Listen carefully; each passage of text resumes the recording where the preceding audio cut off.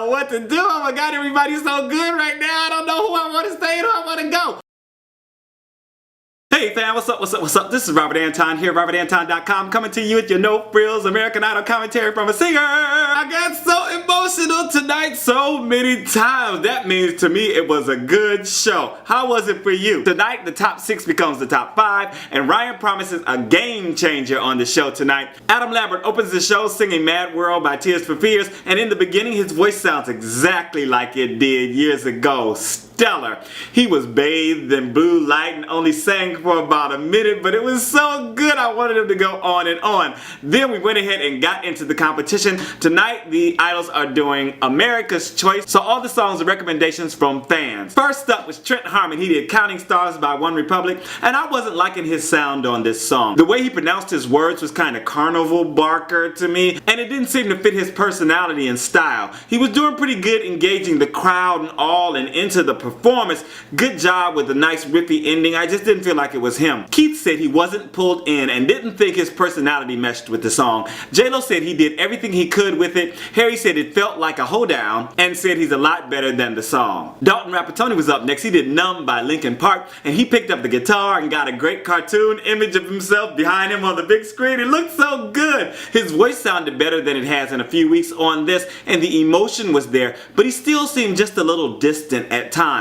The chorus was really good going into the ending. Really enjoyed that. The last few seconds of it were absolutely stellar. J-Lo said he took a little umph out of the song with the arrangement. Harry thought he poured his guts into the lyric. Keith wanted it stripped down more. LaPorsha Renae then did Ready for Love by India.Arie, and she started this out so small and beautiful, just riveting and with a pretty straight tone, and it got bigger and bigger until she broke it down for the ending again. Very nice, wonderful arc. Not my favorite from her, but very touching and simple. Harry said it was pleading and mournful and called it phenomenal. Keith said he was captivated by the moment. J-Lo called it a complete performance. Then we saw a forward segment with the idols doing yoga with Laura Sykora, and then Jussie Smollett and Yazz from Empire came out to perform Never Let It Die, and Jussie was up there in full superstar mode with the ballet duo behind him, and I think it was 2 and then 3 and then I don't know how many of them. He sounds so much like The Weeknd at times. Yazz looked and sounded good. Loved the jacket he had on. Oh my goodness. The idols joined them on stage for a chorus near the end, and this was pretty cool. And if you think I'm pretty cool, please make sure to thumb up the commentary and let me know that you are still with me.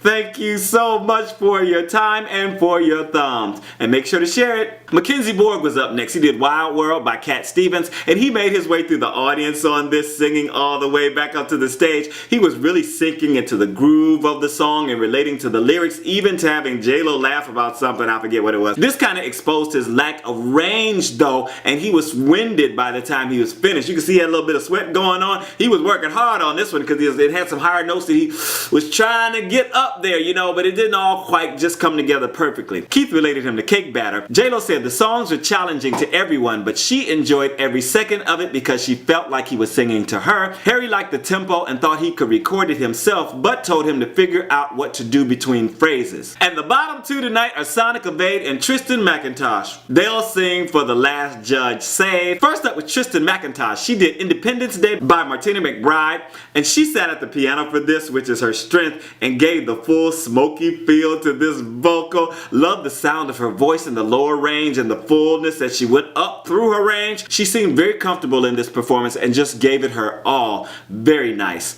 J-Lo advised her to try different things. Harry said she's good at singing songs written from pain, but advised her that time would help her improve her gift. Keith told her this was kinda in the middle, but called her extraordinary. Sonika Vaid did Let It Go by Adele Dazeem, and Soundly Awake was in her package. Did you see that? He was given the most. She started this out great vocally, but made a few moves that I didn't quite understand. I don't know what she was doing or what the motivation was or anything. She built this very well though, and that wind machine was working overtime, giving her the full Beyonce. This was definitely the star treatment, and her voice mostly sounded incredible. though I think she messed up a few words in there. And this was from Frozen. Harry called it a smart choice of song, but said she needs more practice with a big band. Keith said her performances are starting to come alive. J-Lo called her a fighter. And right now, in the middle of the show, the judges decided who was going home. Tristan McIntosh went home. Oh, and Sonika Vaid stayed. Yay! I don't know what to do. Oh my God, everybody's so good right now. I don't know who I want to stay and who I want to go. Round 2. We got to see a glitch in the production as the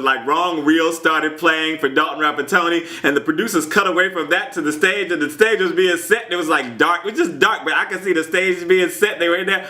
It was just funny. I don't know if you noticed that, but it was interesting. A lot of little glitches went on tonight. Dalton Rapattoni did The Sound of Silence by Simon and Garfunkel, and I was just listening to the remake of this on YouTube by Disturbed. You gotta go check it out. And immediately I started wondering if Dalton was going to do that arrangement. So he was in Ring of Fire like Adam Lambert's behind him and seemed to be totally emotionally invested in the performance. I was waiting for some epicness or some spark or some wow moment, but it never really came. This was just okay for me. Keith liked the way he put emphasis on the lyrics. J-Lo said it felt powerful and like we were getting a piece of his soul. Harry compared him to a graffiti artist and told him to keep digging deeper and deeper. What did you think? Let me know down in the comments. Adam Lambert then performed his new single, Welcome to the Show, featuring Lale, and I actually did a first reaction to this. Then I wrote that. I actually heard this late last night and did a reaction video. I'll link that for you, I guess. Love the vocals in the beginning with just the piano, though I don't know what he was wearing when the lights came up. You know, I mean, it was a look, but I wasn't crazy about it. Love you, Adam. I love the drive of the song when it gets going, and Lale's voice is a good, smooth compliment to Adam's.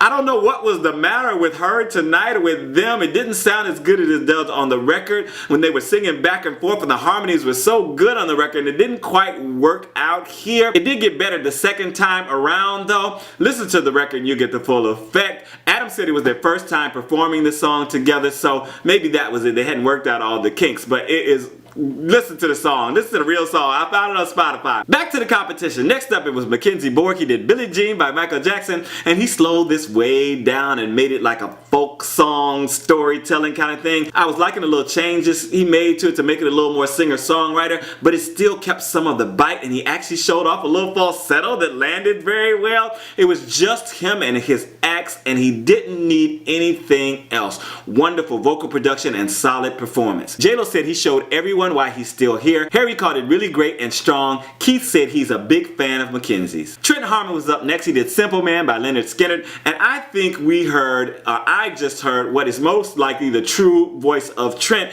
as he started this song out. No affectation, no tricks, and he went back to it throughout the song. I like the timbre and the depth of his real voice, and it made the higher wails more impressive and palatable, actually, because it was just kind of sprinkled throughout, and he really had something going. Very emotional and grounded performance from him. Harry told him there's an essence about him that is very southern and appealing. Keith called it lyrically perfect for him. J-Lo got emotional talking about him singing the song beautifully and saying she felt every single word of it, and then he started tearing up too. Ryan announced that next week the idols would be singing Sia, and she's going to be mentoring them. And I was wondering right away, I was like, is she going to wear a wig or a mask, or what is she going to do to hide her face, or is she going to be... No, anyway, I'm not even going there. What do you think is going to happen? Sonika Vaid was up next doing Clarity by Zedd featuring Foxes, and she started this out very pitchy, but she held it together long enough to get on track in the chorus.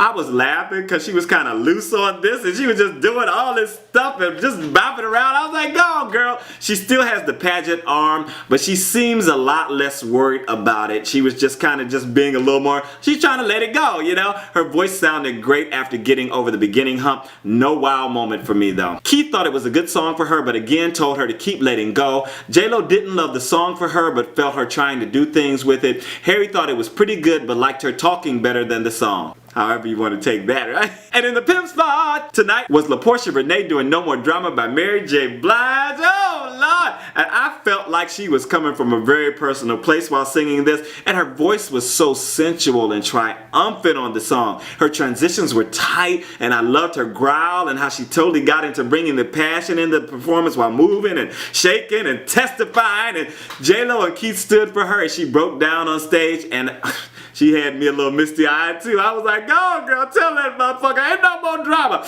Anyway, J-Lo choked up again and called her an inspiration, and Ryan shut everything down and said, that's it, the show is over, no more time, no more drama, we are out of here. Please tell me down in the comments, were you moved by any of the performances tonight? Tell me who and why, and I will see you next time. This is Robert Anton.